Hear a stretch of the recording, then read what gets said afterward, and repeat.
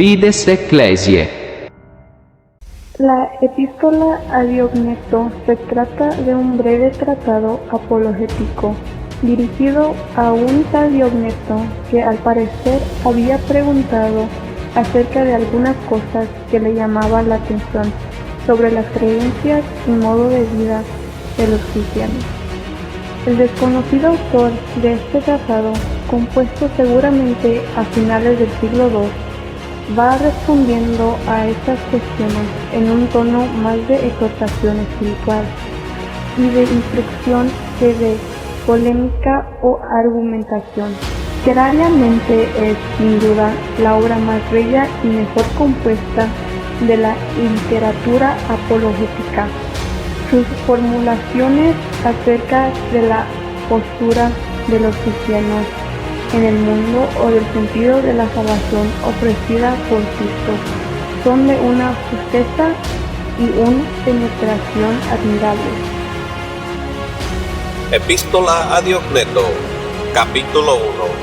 Como veo, muy excelente Diogneto, que tienes gran interés en comprender la religión de los cristianos y que tus preguntas respecto a los mismos son hechas de modo preciso y cuidadoso sobre el Dios en quien confían y cómo le adoran, y que no tienen en consideración el mundo y desprecian la muerte, y no hacen menor caso de los que son tenidos por dioses por los griegos, ni observan la superstición de los judíos, y en cuanto a la naturaleza del afecto que se tienen los unos por los otros, y de este nuevo desarrollo o interés que ha entrado en las vidas de los hombres ahora y no antes.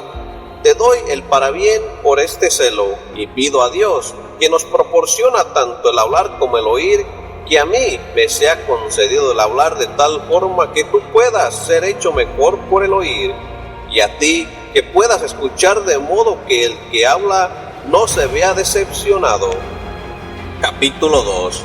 Así pues, despréndete de todas las opiniones preconcebidas que ocupan tu mente y descarta el hábito que te extravía, y pasa a ser un hombre nuevo, por así decirlo, desde el principio, como uno que escucha una historia nueva, tal como tú has dicho de ti mismo. Mira no solo con tus ojos, sino con tu intelecto también, de qué sustancia o de qué forma resulta ser estos a quienes llamáis dioses y a los que consideráis como tales. ¿No es uno de ellos de piedra como la que hollamos bajo los pies y otro de bronce, no mejor que las vasijas que se forjan para ser usadas, y otro de madera que ya empieza a ser presa de la carcoma, y otro de plata que necesita que alguien lo guarde para que no lo robe, y otro de hierro corroído por la herrumbre, y otro de arcilla, material no mejor que el que se utiliza para cubrir los servicios menos honrosos? ¿No son de materia precedera? ¿No están forjados con hierro y fuego? ¿No hizo uno el escultor, y otro el fundidor de bronce, y otro el platero, y el alfarero otro? Antes de darles esta forma a la destreza de estos varios artesanos, ¿no le habría sido posible a cada uno de ellos cambiarles la forma y hacer que resultaran utensilios diversos? ¿No sería posible que los que ahora son vasijas hechas del mismo material, puestas en la mano de los mismos artífices, llegaran a ser como ellos? ¿No podrían estas cosas que ahora tú adoras ser hechas de nuevo vasijas como las demás por medio de manos de hombres? ¿No son todos ellos sordos y ciegos? ¿No son sin alma, sin sentido, sin movimiento? ¿No se corroen y se pudren todos ellos? A estas cosas llamáis dioses, de ellas sois esclavos, y las adoráis, y acabáis siendo lo mismo que ellos, y por ello aborrecéis a los cristianos, porque no consideran que estos sean dioses, porque ¿no los despreciáis mucho más vosotros, que en un momento dado les tenéis respeto y los adoráis? ¿No os mofáis de ellos y los insultáis en realidad, adorando a los que son de piedra y arcilla sin protegerlos, pero encerrado a los que son de plata y oro durante la noche, y poniendo guarda sobre ellos de día para impedir que os lo roben? Y por lo que se refiere a los honores que creéis que les ofrecéis, son sensibles a ellos, más bien los castigáis con ello, en tanto que si son insensibles, les reprocháis al proporcionarles con la sangre y sebo de las víctimas. Que se sometan uno de vosotros a este tratamiento y que sufra las cosas que se le hacen a él. Sí, ni un solo individuo se someterá de buen grado a un castigo así, puesto que tiene sensibilidad y razón, pero una piedra se somete porque es insensible. Por tanto, desmentís su sensibilidad. Bien, podría decir mucho más respecto a que los cristianos no son esclavos de Dios, es así, pero aunque alguno crea que lo que ya he dicho no es suficiente, me parece que es superfluo decir más. Capítulo 3. Luego, me imagino que estás principalmente deseoso de oír acerca del hecho de que no practican su religión de la misma manera que los judíos. Los judíos, pues, en cuanto se abstienen del modo de culto antes descrito, hacen bien exigiendo reverencia a un Dios del universo y al considerarle como Señor. Pero en cuanto le ofrecen este culto con métodos similares a los ya descritos, están por completo en error, porque en tanto que los griegos, al ofrecer estas cosas a imágenes insensibles y sordas, hacen una ostentación de necedad, los judíos, considerando que están ofreciendo a Dios como si Él estuviera en necesidad de ellas, deberían en razón considerarlo locura y no adoración religiosa. Porque el que hizo los cielos y la tierra y todas las cosas que hay en ellos y nos proporciona todo lo que necesitamos, no puede Él mismo necesitar ninguna de estas cosas que por Él mismo proporciona a aquellos que se imagina que están dándoselas a Él. Pero los que creen que le ofrecen sacrificios con sangre y sebo y holocaustos y le honran con estos honores, me parece a mí que no son en nada distintos de los que muestran el mismo respeto hacia las imágenes sordas, porque los que de una clase creen apropiado hacer ofrendas a cosas incapaces de participar en el honor, la otra clase a uno que no tiene necesidad de nada. Capítulo 4. Pero además, sus escrúpulos con respecto a las carnes y su superstición con referencia al sábado y la vanidad de su circuncisión y el disimulo de sus ayunos y lunas nuevas, yo no creo que sea necesario que tú aprendas a través de mí que son ridículas e indignas de consideración alguna, porque no es impío el aceptar algunas de las cosas creadas por Dios para el uso del hombre como bien creadas, pero rehusar otras como inútiles y superfluas, y además el mentir contra Dios como si Él nos prohibiera hacer ningún bien en el día de sábado. ¿No es esto blasfemo? Además, el alabarse de la mutilación de la carne como una muestra de elección, como si por esta razón fuera particularmente amados por Dios. ¿No es esto ridículo? Y en cuanto a observar las estrellas y la luna, y guardar la observancia de meses y de días, y distinguir la ordenación de Dios y los cambios de las estaciones según sus propios impulsos, haciendo algunas festivas y otros periodos de luto y lamentación, ¿quién podría considerar esto como una exhibición de piedad y no mucho más de necedad? El que los cristianos tengan razón, por tanto, manteniéndose al margen de la insensatez y error común de los judíos y de su excesiva meticulosidad y orgullo, considero que es algo en que ya está suficientemente instruido, pero en lo que respecta al misterio de su propia religión, no espero que pueda ser instruido por ningún hombre. Capítulo 5. Porque los cristianos no se distinguen del resto de la humanidad, ni en la localidad, ni en el habla, ni en las costumbres, porque no residen en alguna parte en ciudades suyas propias, ni usan una lengua distinta, ni practican alguna clase de vida extraordinaria, ni tampoco poseen ninguna invención descubierta por la inteligencia o estudio de hombres ingeniosos, ni son maestros de algún dogma humano como son algunos, pero sí bien residen en las ciudades de griegos y bárbaros, según ha dispuesto la suene de cada uno, y siguen las costumbres nativas en cuanto a alimento, vestido y otros arreglos de la vida, pese a todo, la construcción de su propia ciudadanía que ellos nos muestran es maravillosa, paradójica y evidentemente desmiente lo que podrían esperarse. Residen en sus propios países, pero solo como transeúntes. Comparten lo que les corresponde en todas las cosas como ciudadanos y soportan todas las opresiones como los forasteros.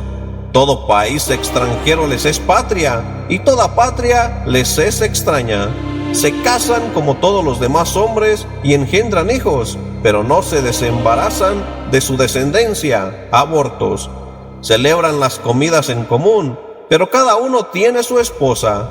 Se hallan en la carne y con todo no viven según la carne. Su existencia es en la tierra, pero su ciudadanía es en el cielo. Obedecen las leyes establecidas y sobrepasan las leyes en sus propias vidas. Aman a todos los hombres y son perseguidos por todos. No se hace caso de ellos y pese a todo se les condena. Se les da muerte y aún así están revestidos de vida. Piden limosna y con todo hacen ricos a muchos. Se les deshonra y pese a todo son glorificados en su deshonor. Se habla mal de ellos y aún así son reivindicados. Son escarnecidos y ellos bendicen. Son insultados y ellos respetan. Al hacer lo bueno son castigados como malhechores. Siendo castigados se regocijan, como si en ello se les reavivara. Los judíos hacen guerra contra ellos como extraños y los griegos los persiguen. Y pese a todo, los que los aborrecen no pueden dar la razón de su hostilidad. Capítulo 6. En una palabra, lo que el alma es en un cuerpo, estos son los cristianos en el mundo. El alma se desparrama por todos los miembros del cuerpo y los cristianos por las diferentes ciudades del mundo. El alma tiene su morada en el cuerpo y con todo no es del cuerpo. Así que los cristianos tienen su morada en el mundo y aún así no son del mundo. El alma que es invisible es guardada en un cuerpo que es visible. Así los cristianos son reconocidos como parte del mundo y pese a ello su religión permanece invisible. La carne aborrece al alma y está en guerra con ella, aunque no recibe ningún daño, porque le es prohibido permitirse placeres. Así el mundo aborrece a los cristianos, aunque no recibe ningún daño de ellos, porque están en contra de sus placeres. El alma ama la carne y que le aborrece y ama también a sus miembros. Así los cristianos aman a los que les aborrecen. El alma está aprisionada en un cuerpo y con todo es la que mantiene unido al cuerpo. Así los cristianos son guardados en el mundo como en una casa de prisión y pese a todo ellos mismos perseveran el mundo. El alma, aunque sí inmortal, reside en un tabernáculo mortal. Así los cristianos residen en medio de cosas perecederas, en tanto que esperan lo imperecedero que está en los cielos. El alma, cuando es tratada duramente en las cuestiones de carne y bebidas, es mejorada. Y lo mismo los cristianos, cuando son castigados, aumentan en número cada día. Tan grande es el cargo al que Dios les ha nombrado, y que miles es legítimo declinar. Capítulo 7. Porque no fue una invención terrenal, como dije, lo que les fue encomendado, ni se preocupan de guardar tan cuidadosamente ningún sistema de opinión mortal, ni se les ha confiado la dispensación de misterios humanos, sino que verdaderamente el Creador Todopoderoso del universo, el Dios invisible mismo de los cielos, plantó entre los hombres la verdad y la santa enseñanza que sobrepasa la imaginación de los hombres, y la fijó firmemente en sus corazones, no como alguien podría pensar, enviando a la humanidad a un subalterno, o a un ángel, o a un gobernante, o a uno de los que dirigen sus asuntos de la tierra, o a uno de aquellos a los que están confiadas las dispensaciones del cielo, sino al mismo artífice y creador del universo, por quien él hizo los cielos y por quien él retuvo el mar en sus propios límites, cuyos misterios, ordenanzas, observan todos los elementos fielmente, de quien el sol ha recibido incluso la medida de su curso diario para guardarlo, a quien la luna obedece cuando él le manda que brille de noche, a quien las estrellas obedecen siguiendo el curso de la luna, por el cual fueron ordenadas todas las cosas y establecidos y puestos en sujeción, los cielos y las cosas que hay en los cielos, la tierra y las cosas que hay en la tierra, el mar y las cosas que hay en el mar, fuego, aire, abismo, las cosas que hay en las alturas, las cosas que hay en lo profundo, las cosas que hay entre los dos. A este les envió Dios. Creerás cómo supondrá todo hombre que fue enviado para establecer su soberanía, para inspirar temor y terror. En modo alguno, sino en mansedumbre y humildad fue enviado, como un rey podría enviar a su hijo que es rey. Él le envió como enviado a Dios, le envió a él como un hombre a los hombres, le envió como Salvador, usando persuasión, no fuerza, porque la violencia no es atributo de Dios. Él le envió como imitándonos, no persiguiéndonos. Él le envió como amándonos, no juzgándonos, porque Él enviará el juicio. ¿Y quién podrá resistir su presencia? ¿No ves que los echan a las fieras para que nieguen al Señor y con todo no lo consiguen? ¿No ves que cuando más los castigan, tanto más abundan? Estas no son las obras del hombre, son el poder de Dios, son las pruebas de su presencia. Capítulo 8. Porque, ¿qué hombre tenía algún conocimiento de lo que Dios es antes de que Él viniera? ¿O aceptas tú las afirmaciones vacías y sin sentido de los filósofos presuntuosos, de los cuales algunos dijeron que Dios era fuego, invocando como Dios aquello a lo cual eran ellos mismos, y otros agua, y otros algún otro de los elementos que fueron creados por Dios? Y pese a todo, si alguna de estas afirmaciones es digna de aceptación, cualquier otra cosa creada podría lo mismo ser hecha Dios. Sí, todo esto es charlatanería y engaño de los magos, y ningún hombre ha visto o reconocido a Dios, sino que Él se ha revelado a sí mismo, y Él se reveló a sí mismo por fe, solo por la cual es dado el ver a Dios. Porque Dios, el Señor y Creador del universo, que hizo todas las cosas y las puso en orden, demostró no solo que era propicio al hombre, sino también paciente. Y así lo ha sido siempre, y lo es y lo será, bondadoso y bueno, y justo y verdadero, y Él solo es bueno. Y habiendo concebido un plan grande e inefable, lo comunicó solo a su Hijo, porque en tanto que Él había mantenido y guardado este plan sabio como un misterio, parecía descuidarnos y no tener interés en nosotros. Pero cuando Él lo reveló por el medio de su amado Hijo y manifestó el propósito que había preparado desde el principio, Él nos dio todos estos dones a la vez, participación en sus beneficios y vista y entendimiento de misterios que ninguno de nosotros habría podido esperar. Capítulo 9. Habiéndolo pues planeado ya todo en su mente con su Hijo, permitió durante el tiempo antiguo que fuéramos arrastrados por impulsos desordenados según deseábamos, descarriados por placeres y concupiscencias, no porque Él se deleitara en nuestros pecados en absoluto, sino porque Él tenía paciencia con nosotros, no porque aprobara este periodo pasado de iniquidad, sino porque Él estaba creando la presente sazón de justicia, para que, redargüidos del tiempo pasado por nuestros propios actos como indignos de vida, pudiéramos ahora ser hechos merecedores de la bondad de Dios, y habiendo dejado establecida nuestra incapacidad para entrar en el reino de Dios por nuestra cuenta, hacer lo posible por la capacidad de Dios.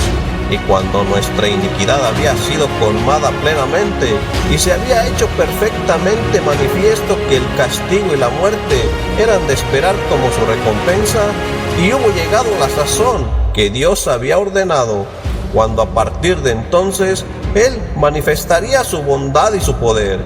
Oh, la bondad y amor de Dios sobremanera grande.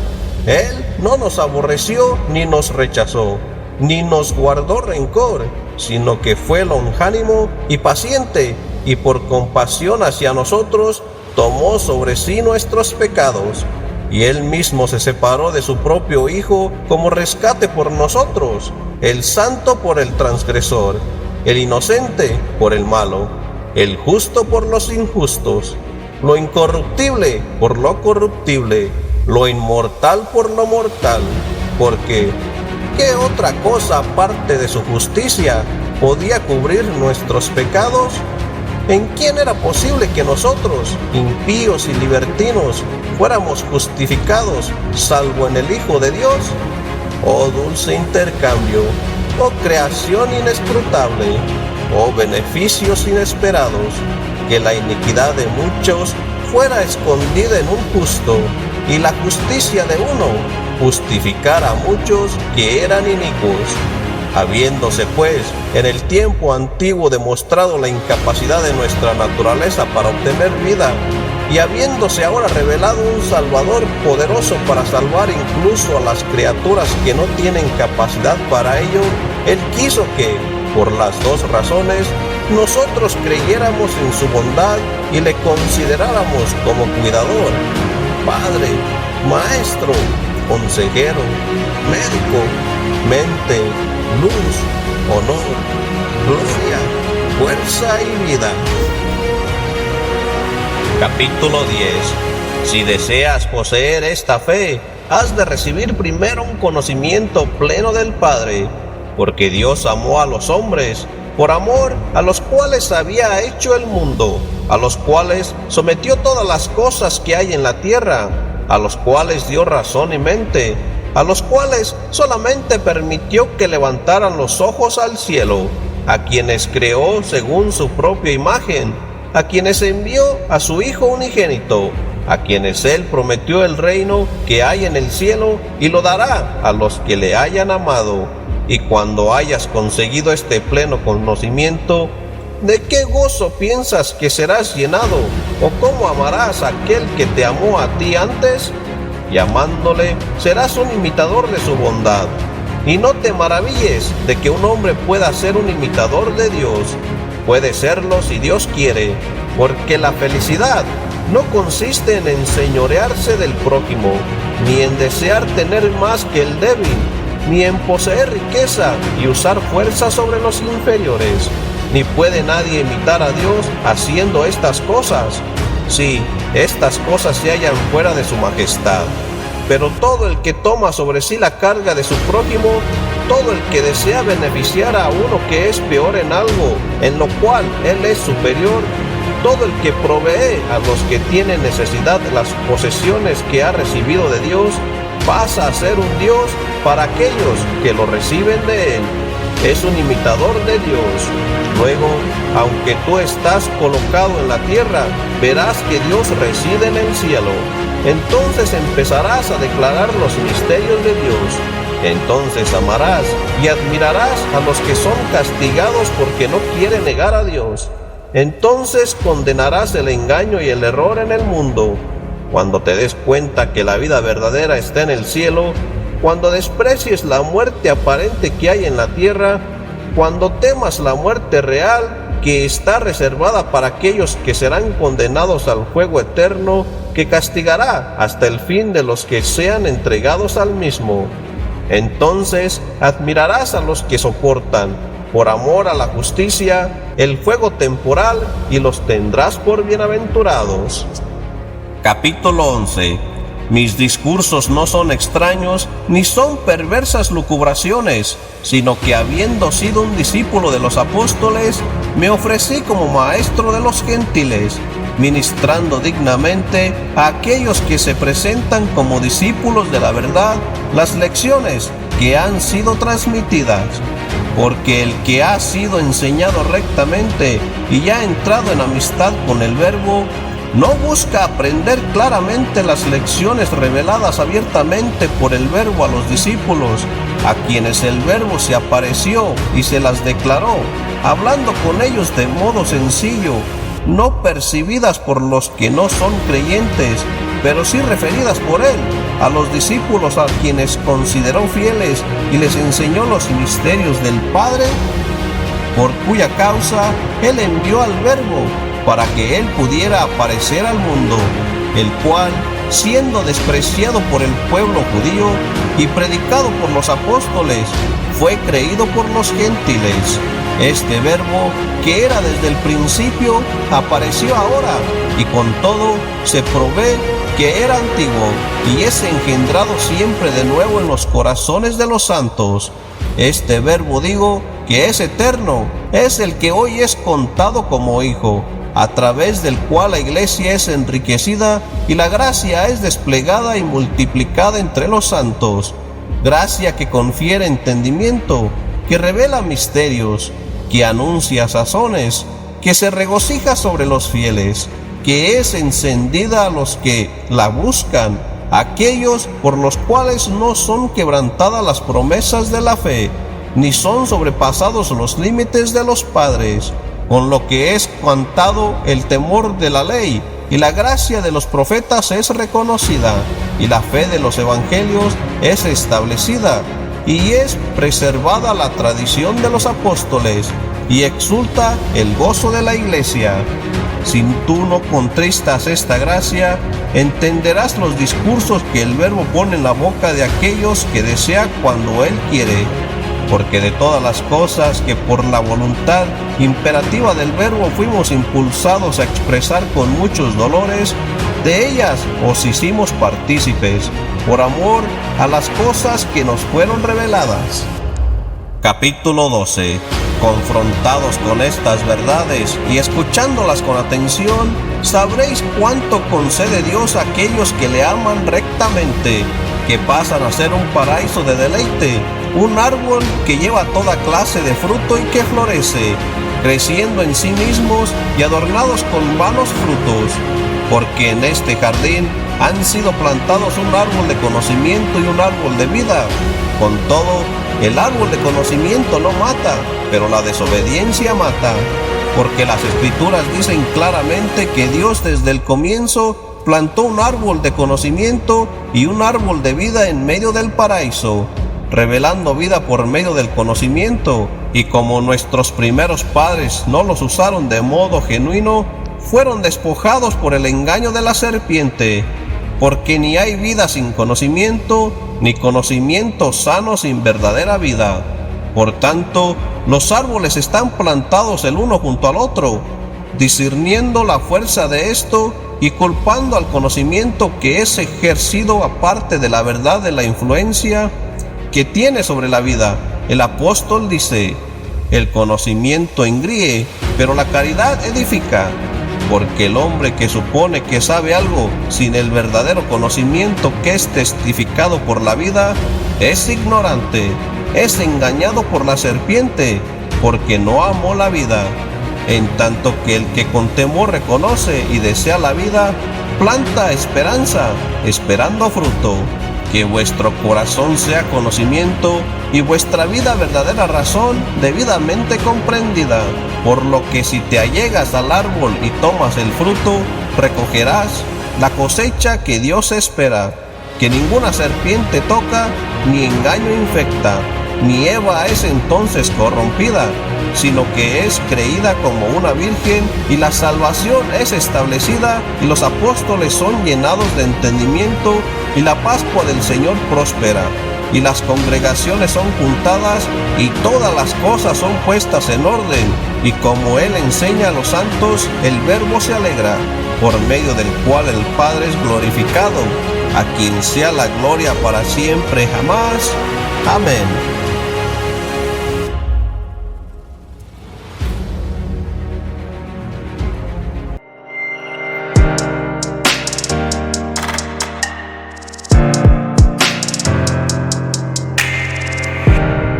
Fides Ecclesiae.